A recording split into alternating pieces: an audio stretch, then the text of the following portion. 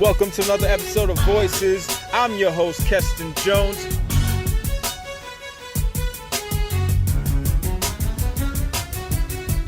Visionaries offering information with clarity, expertise, and substance.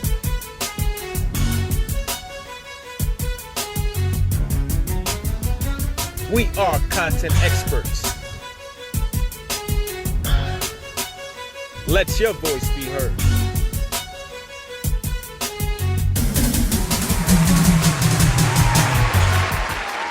Welcome to another episode of Voices. I'm your host, Keston Jones. And today we have another special, should I say we have special guests in the house.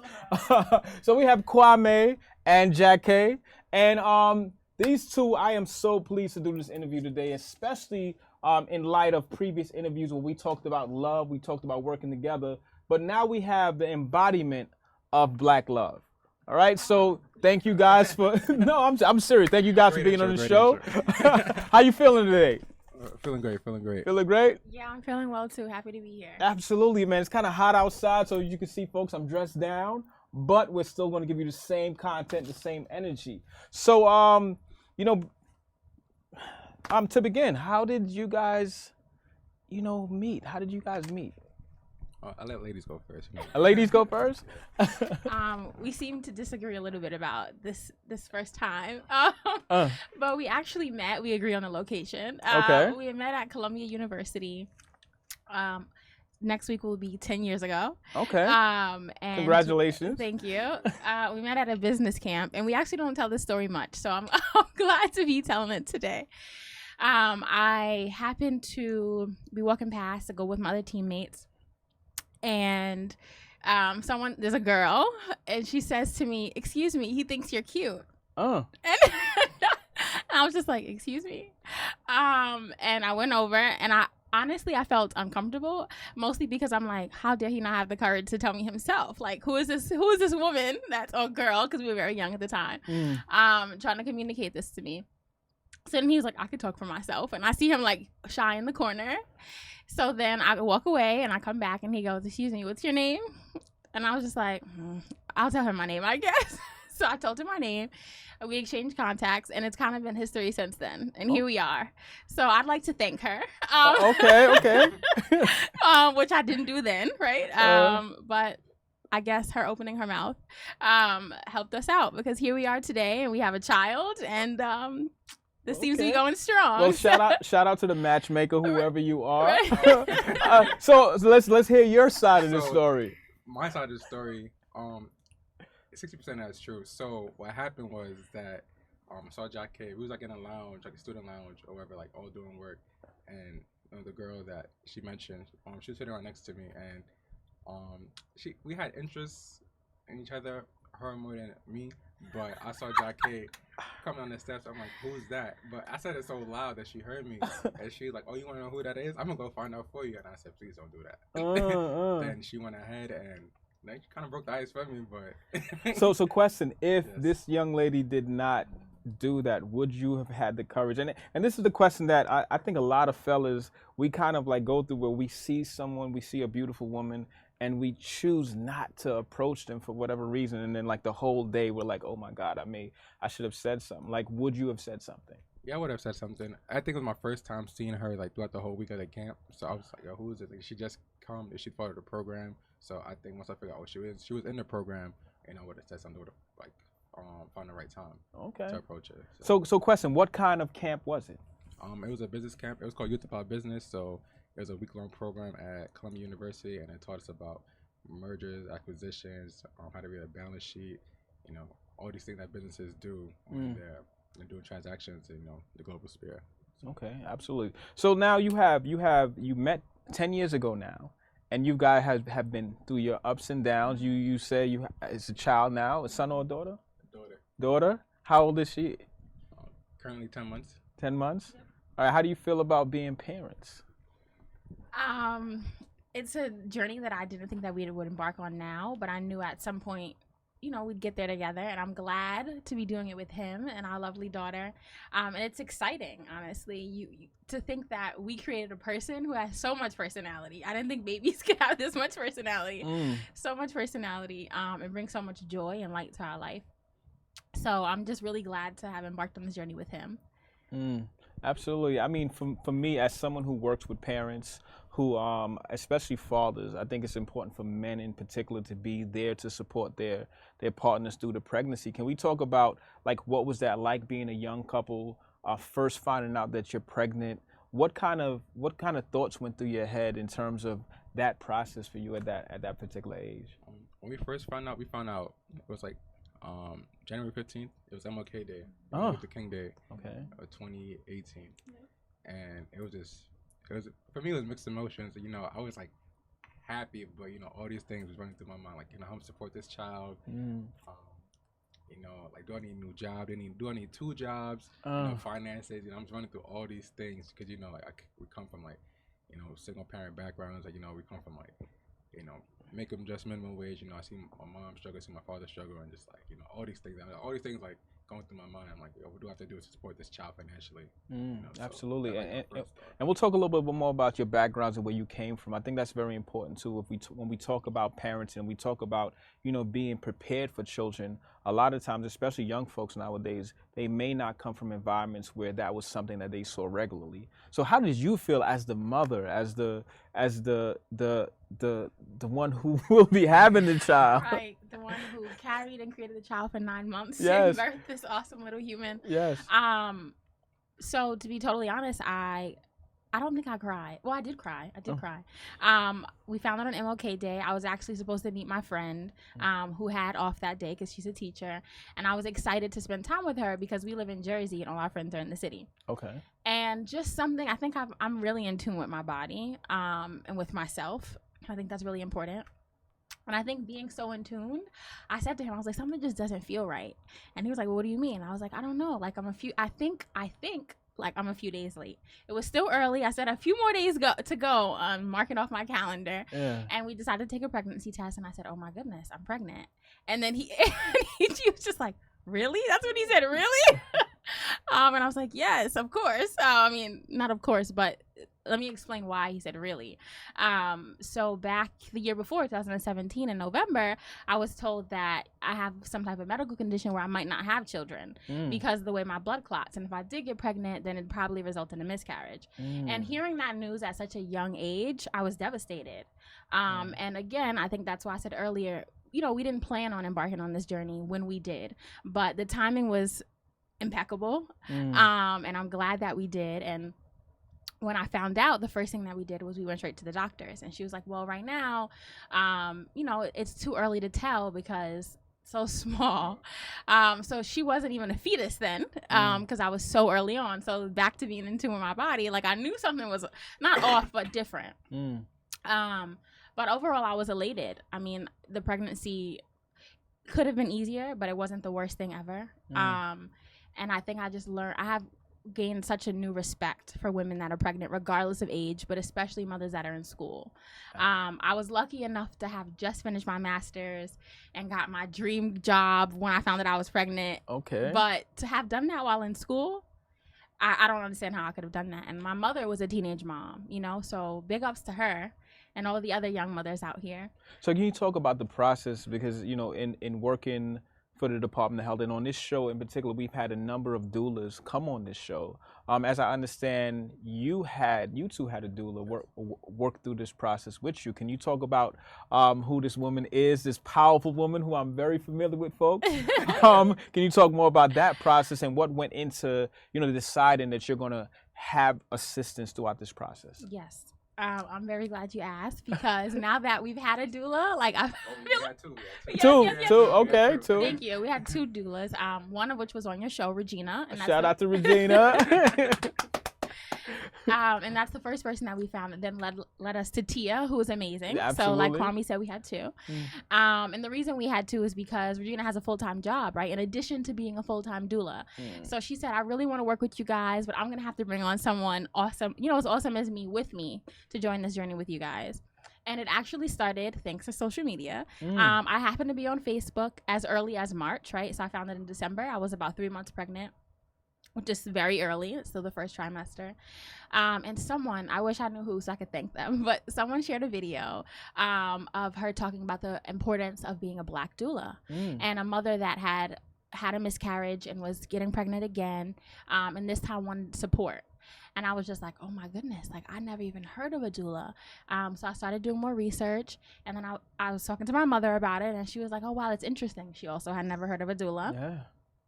And I said, she said to me, you know what if you just Google her name? And I Googled her and I found her email, and I reached out to her and I showed Kwame the video, and he was like, okay, that looks cool.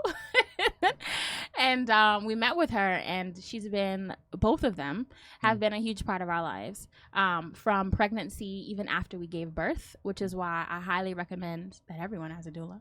And I think, So Kwame, how did you feel in terms of as a father? Because sometimes, men, we sometimes feel helpless throughout this process. And how did you feel having a doula, two doulas, might I add, support you through this process, especially this being your first child as well? At first I didn't know what a doula was. I said, who? Like, I thought it was somebody's name, and she told me about like a birthing coach, and she showed me the video, and I said, like, this is cool. Like, I never knew like they had these things. They had like these people who will help you, from whatever trimester you meet them to the very end, and even afterwards. It's like, I think as men we never like prepare for birth. Yeah. I feel like women, like, even young girls at a young age, like, they know what kind of birth they want. They know what they want to name their first child. Through like osmosis of being around like their mother and their grandparents, like they love babies. I think as men, we're just like, oh yeah, when a baby comes, but we're never like prepared for the journey to the day of delivery. So absolutely. So what were some of the things that like the doula did for you throughout that process, or exercises that your doulas did for you to help you be more comfortable during this process? Would you like to share some of the things that they did? Just like massages, a lot of fruits, because like a lot. Third trimester was during the summer. Last summer was so hot. Yeah. So it's like make sure she drinks a certain amount of water. Different exercises she could do to like move the baby around. Different techniques. It was just like all this like herbal stuff. I used to have the diffuser. The diffuser. Yeah. Put a lot of lavender in it so she could sleep better at night. Oh. Yep. I was watching a lot of NBA basketball, like playoffs during that time. And LeBron was still in Cleveland, so I was like, I'm trying to watch the game. Like, I'll put a little lavender in the diffuser. I should fall asleep. Knock me out. I cannot. I'm cheering in silence. So she can wake up, but things like that. To really help her. So, Mom, how did he do? How did he do during this process? I really feel like he is downplaying. Okay, okay. So I'm just gonna uplift him a little bit. Okay.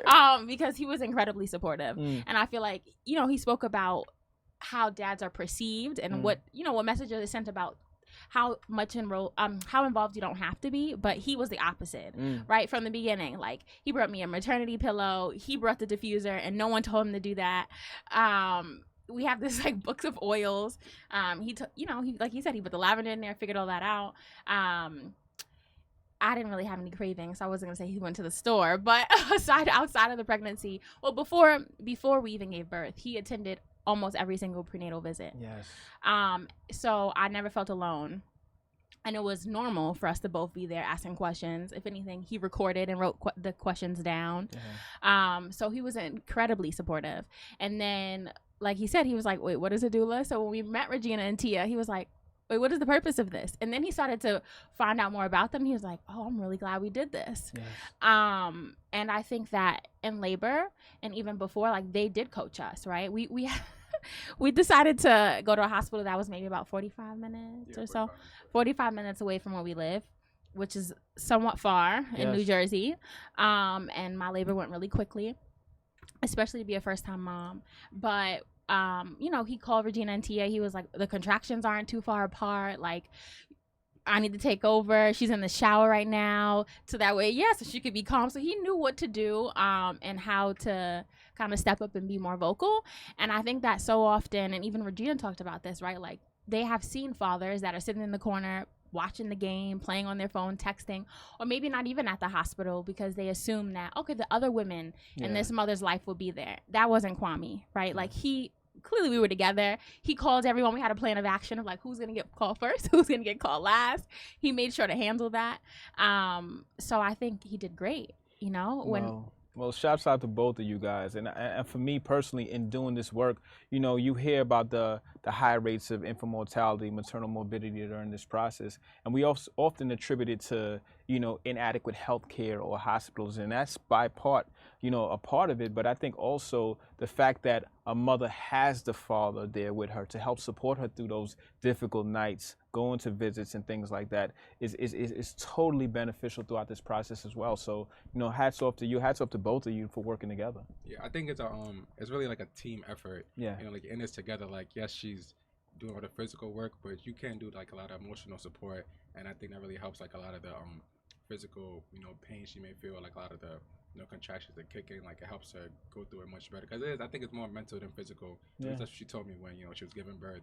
And, you know, like when she was like in a good mood, like in a good state, you know, throughout the pregnancy, when she was happy, like the baby would be happy. So I think, you know, as father, like as men out there, I think you could do, there's a lot more that you could do to help, you know, your partner get through. So let's talk about, you know, like on a community level, you know, you guys, where you grew up and how, you know, maybe I'm not putting words in your mouth, but you made the decision that I'm not going to be like X, Y, and Z. So talk a little bit about your upbringing and what kind of neighborhoods did you grow up in to decide for yourself that I'm going to grow up to be this father, this mother, and this entrepreneur, this leader in these various areas. And we'll talk more about your work and the things that you're doing, but talk about your background a little bit. So I was born and raised in the Bronx, New York. Shout out to the Bronx. Okay, VX. My mom is from Antigua. My father is from St. Kitts. Okay. So they immigrated here. I was the first of my mom's children to be born in America. I think that's second or third of my father's children to be born here in America. Okay. So, you know, we grew up on a block where it was just like a lot of people from the Caribbean. You know, you have Puerto Ricans, Dominicans. You had a small neighborhood. You had a small community of like Antiguans as well. So it was very mixed. You know, you had the music blasting. So, you know, it's like always very active, very loud. Like you knew people in the community. You know, we lived right by the 4 train. The 4 train like elevated where we lived. So, you know, I used to know when the 4 train was coming from Burnside. I knew the 4 train was coming from Fordham, you know. Yeah, I know exactly where you at. So, you know, it's always noise, you know, like summertime, even now, you know, they're outside right now blasting music. Yeah. So, big family. I have 8 other siblings. So I'm the 9. I'm the last. I'm the baby. So, you know, a lot of brothers and sisters. I grew up mainly with my sisters. So, a lot of extra moms, you know, at that, because like a big age gap. So what about, you know, as far as mentorship from males in your family or the community, what roles did men play in your upbringing? I think my father, like we have a strong relationship. We have more like understanding. Yeah. You know, there's certain things he told me that, you know, it's telling me how to do things for myself. So, you know, like you don't have someone else doing it for you. So, you know, try to learn how to cook, try to learn how to, you know, be hands-on. Or like at least try to figure things out. If you don't know something, go figure out how to do it for yourself. So I think that's a lot of things he instilled in me at a young age. You know, like how to, you know, be self-sufficient. Okay, and we'll talk about that being self-sufficient further. But what about you, Jahque? Where you from? So my upbringing is very different than Kwame's. Well, not very different, but somewhat different. I come from a much smaller family. My parents were not married, unlike Kwame's parents. And there was definitely, you know, some tumultuous times. My mother was abused. My parents separated. I had a very strained relationship with my father for a long time. But now we're both in the point of our lives where we have mended that relationship. And he's very active, or at least as active as he can be, considering the difference in me and Kwame's life and in our daughter's life. Yeah. Okay. Which I'm grateful for, because neither Kwame or I actually grew up with grandfathers. So when you said, you know, what does that male presence look like, even though I'm a woman, and you know, and it's, you know, the mentorship is different. I started to think deeply about the fact that like our daughter will be brought up with 2 grandfathers, you know, well 3, right? Like my stepfather, which is a bonus dad. And I think that my upbringing has definitely influenced who we will be like and who we will not be like. And I say that because Kwame and I think very deeply about creating traditions, right? And what does that look like for our family? So we're really big on Christmas, and I know it seems surface level, but it goes deeper than gifts, right? And it's about valuing spending time with your family, because the moments you can't get back. And I think as it relates to even our pregnancy and postpartum, we started to think deeply about, wait, there are so many cultures that truly value pregnancy and motherhood, right? So for example, I know deeply in the Chinese community, like Yes. women aren't allowed to shower, to do anything for themselves, any housework for a pretty long time, while other people come and take care of them, and then they take care of the baby. And I think that is such a better approach, right? Would you agree? A better approach than kind of what's here in America. So we started to think about, like, what will it be like when we become grandparents? You know, what we want our child to say, like, oh, my mother and my father were affectionate, or, you know, they took me to protest and they explained activism to me. Yeah. You know, all of those things are things that we have thought deeply about. And we're not perfect, and we're really early on in this journey, but I think that our childhood has certainly informed kind of how we want to raise our child, you know. I mean, this is wonderful. I mean, and especially for children to have those memories, you know, the Christmas time or you know, vacation times and things like that, where I as a child wish I had more of those memories growing up in a single parent household and not having my dad with me. So I'm like, damn near, you know, water is coming to my eyes. Let's edit that out, please. But it's just wonderful that especially for young couples, the work that I do is often with young couples, and in most cases they're not in concert with one another for a number of reasons. So hats off to you guys. And you mentioned earlier that you got your master's, right? Yes, So we're talking about family, we're talking about children, and now we're talking about, you know, we're making this transition to careers. Talk about, what did you get your master's in? And, you know, where are you at in terms of your career and what you want to do, and what kind of example do you want your daughter to see mom going to work or what have you? Talk about that. And I'll ask you the same question too, Kwame. So I got my master's before her, but I walked across the stage expecting, and the first thing that came to my mind was generational wealth, right? Like the ability to attain degrees in the Black community. Yes. We don't have those same opportunities, not because we're lazy, you know, not because we don't have the money. Sometimes, well, thanks to segregation and slavery and everything else, we're not gonna go there. You know, we were. It's true, but you know, we weren't given the same opportunities, and so I want my daughter to know that, like, you came from someone, degree or not, but the fact that I have a degree means we expect and hope a lot for you. And that you can too, right? Like, you're the little Black girl that can. So I actually received my degree in education policy, and that is rooted back to some of my passions, right? Like, I'm super passionate about racial justice and equity, and I think that where we see the issues, not only in health disparities but also in education. Yeah. So sometimes if we take it back to the root, right, and not just look at the branches of the tree, and we solve what's happening in the sphere of education, we could be a lot better off. So that was my approach, and there are a lot of policymakers that do not look, sound, or think like me.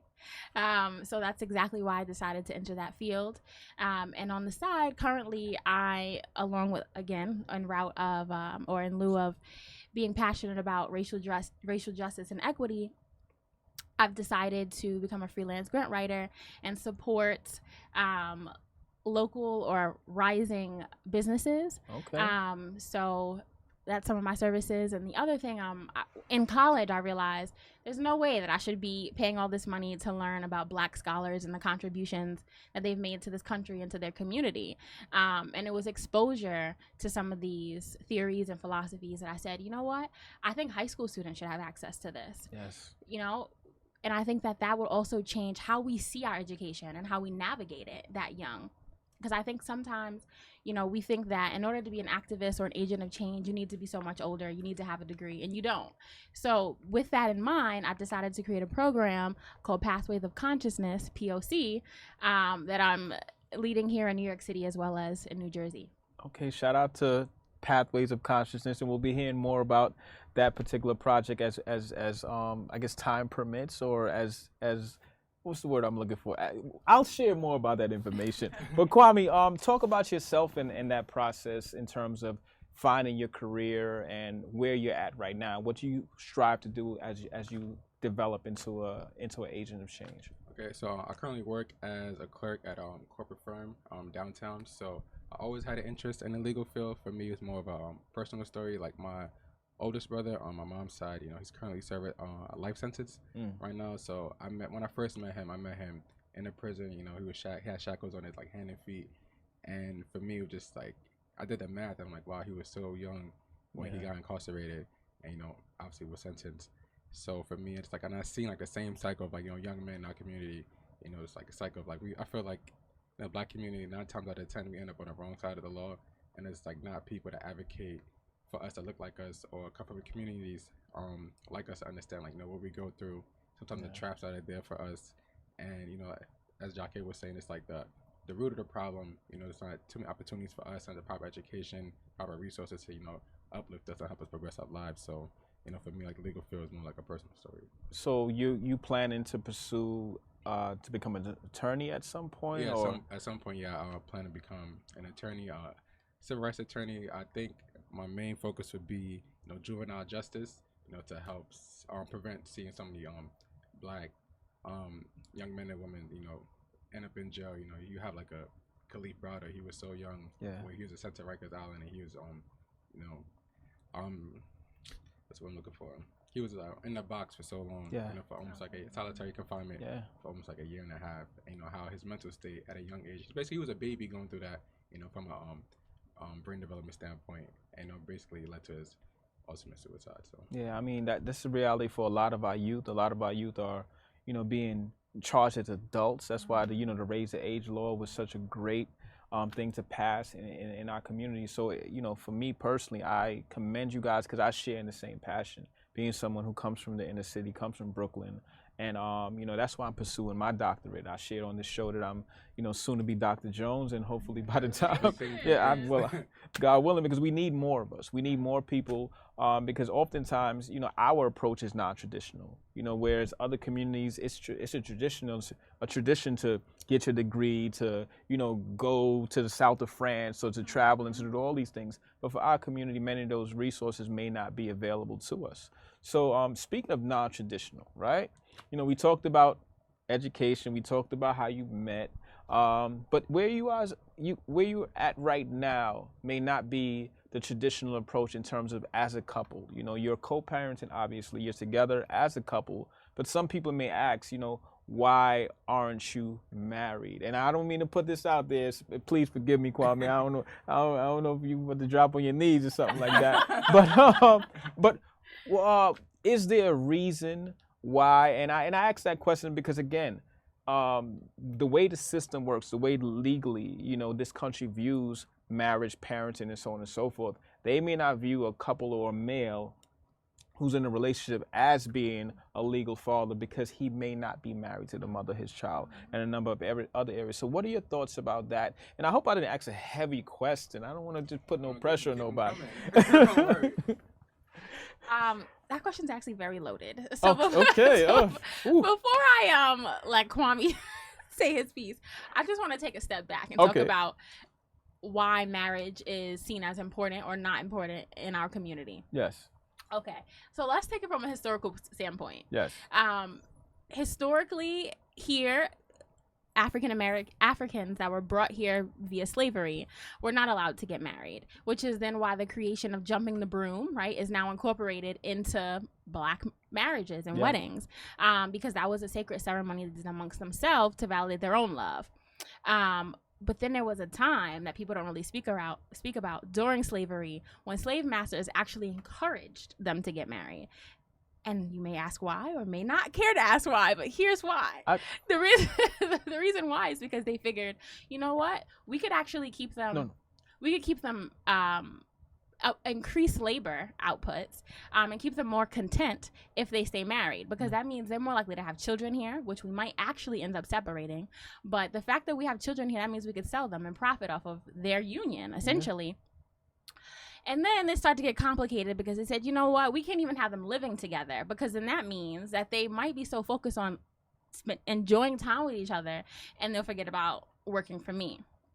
Now, some of that I feel like actually exists today, right? Like when you hear, oh, you're living together, but you're not married, you're shacking up. Because we have been told that before we had a kid, right? Like, how are you living together and not married?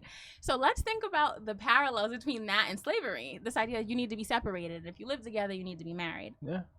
Now, to the second standpoint, not only on the topic of racial justice and equity, but also women's rights, right? And being viewed as property or not as equal. And I feel like today, right now, even though women are fighting for equality, we're not there yet in terms of how we see marriage. It's still so heavily related to ownership. And that comes with owning debt, right? And sharing that debt, and everything else in between. So I think that the problem when people ask is, when are you going to get married? I'm fine with that if, when we're on the same page about it progressing our family. And I think that currently where we stand, it won't progress our family. And I'll let Kwame get into that. Okay. Woo. To add on to that, when you get married, obviously it's a business contract. Yeah. And her debt becomes my debt.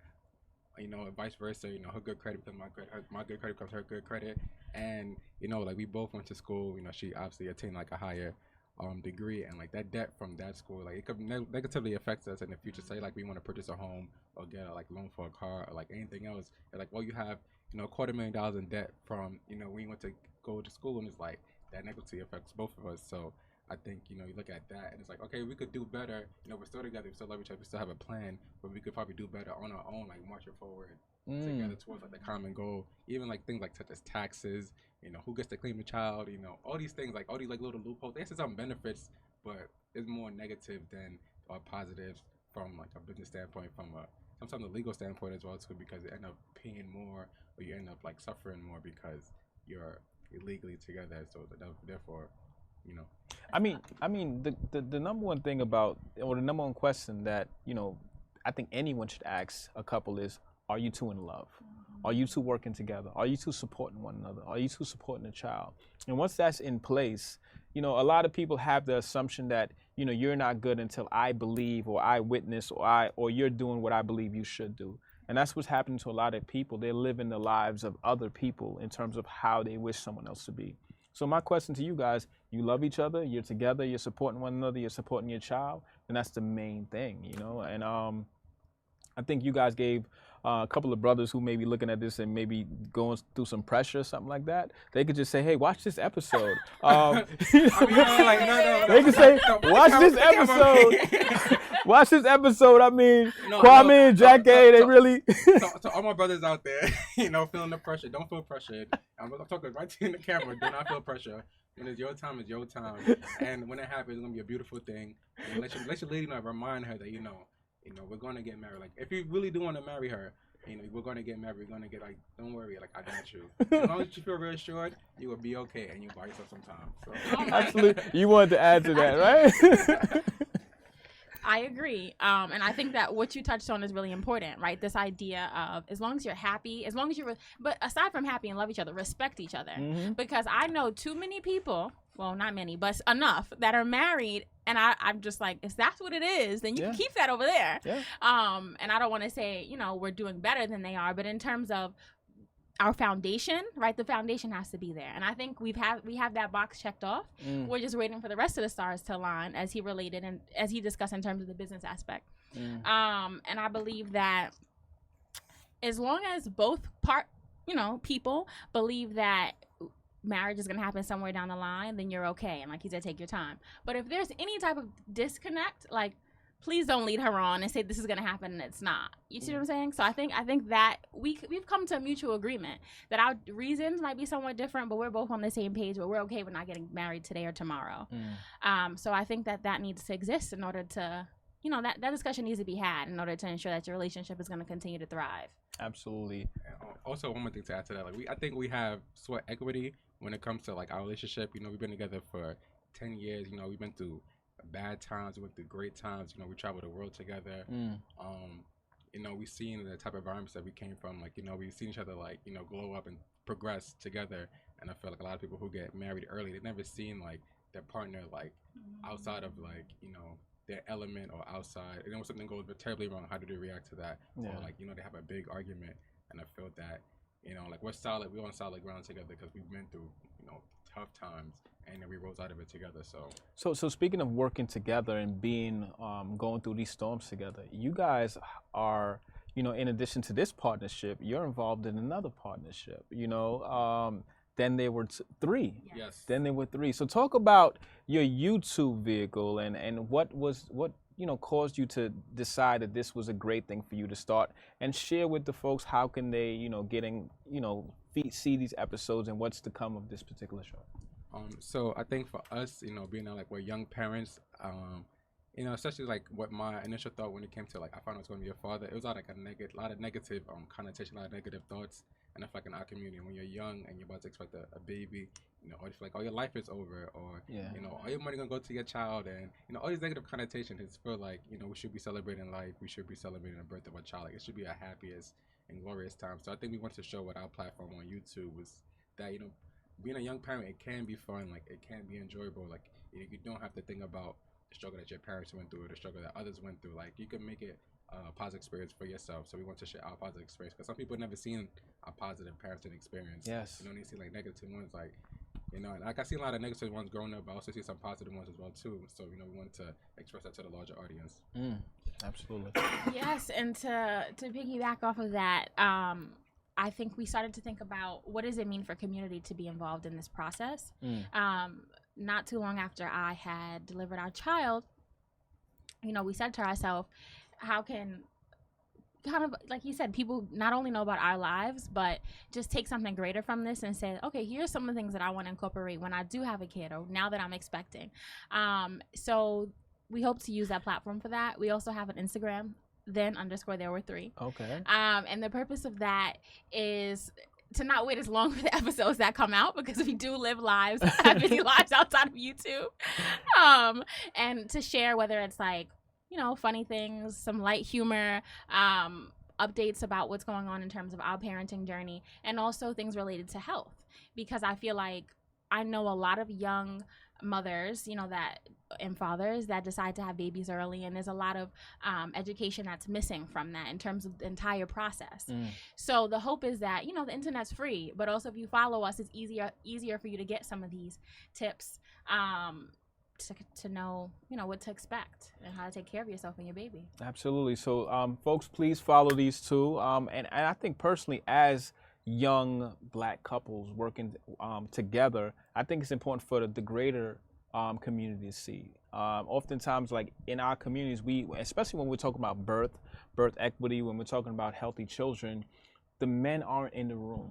Fathers aren't often there to be a part of the conversation. We're like, okay, this is what we want them to do, but not necessarily talking to us in concert to find out, how can we be supportive, or how can we be supportive together? So just to have you two on this platform, have you thought about, even going out on the road and, maybe going to different venues and talking about your experiences as a young couple and what that would mean to other young couples who are growing up in this environment of single parent households, or in this environment of, I don't need a man, or, and these other things that we're hearing, the negative connotations that we're often hearing? I would say we have. So if anyone out there would would like us to come and share this information, sure. But we have not actively pursued that, no. All right. But we're not opposed to it. Anything that can help better our community and better our children, right? Because at the end of the day, it's about the kids.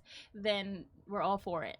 Absolutely. So, and I'm their manager right now, so I'll let you know. So please come with the check. No, I'm just kidding. I think also, like, I know a couple of people who had children on the same time we had children, or even after, and we share some information with them. Share some helpful tips. Like, that's all beneficial. So we see that like there is like still a gap, with parents out there like that are young that don't have all the information. So as long as everybody wins, it helps the greater good. So I mean, that's what it's all about. I often have events where community members come together. I often have panel events and different things like that. And it would be my honor to have you guys to come in to share your story and things of that nature. But we've covered a lot of on this episode, a lot of topics.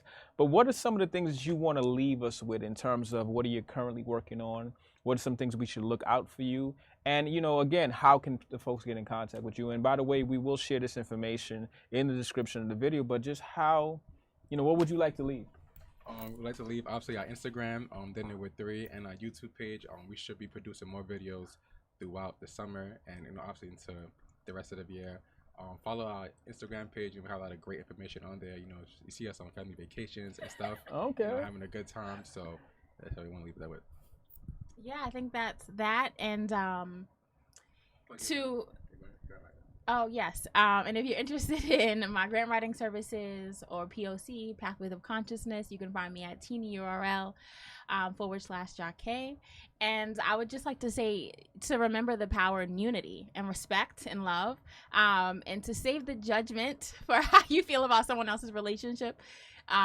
Keep that to yourself unless you are adding to their relationship, right? And to be mindful everyone's different. So yeah, if you don't put food on my table. Well, you heard it here, folks. I mean, listen. This has been an honor to have you two on the show. This topic of Black couples working together. Recently, we did a couples event where we shared. We gave awards to about 17 couples in the community, and it was a blessing to just see all these couples come together. So I really love seeing this. I love really talking about this because I want to see more of us staying together and being among those individuals that are showing positive relationships amongst each other. So how do you guys feel about this? Talk to me. How do you feel about these two and the journey that they're on and the journey that we'll continue to go on? How do you feel about marriage? Is this a prerequisite? Is this something that a couple needs? Because we often see people who are married that are not happy. So how do you feel about that? Let's hear from you. Once again, this has been another episode of Voices. I'm your host, Keston Jones, signing off. Peace.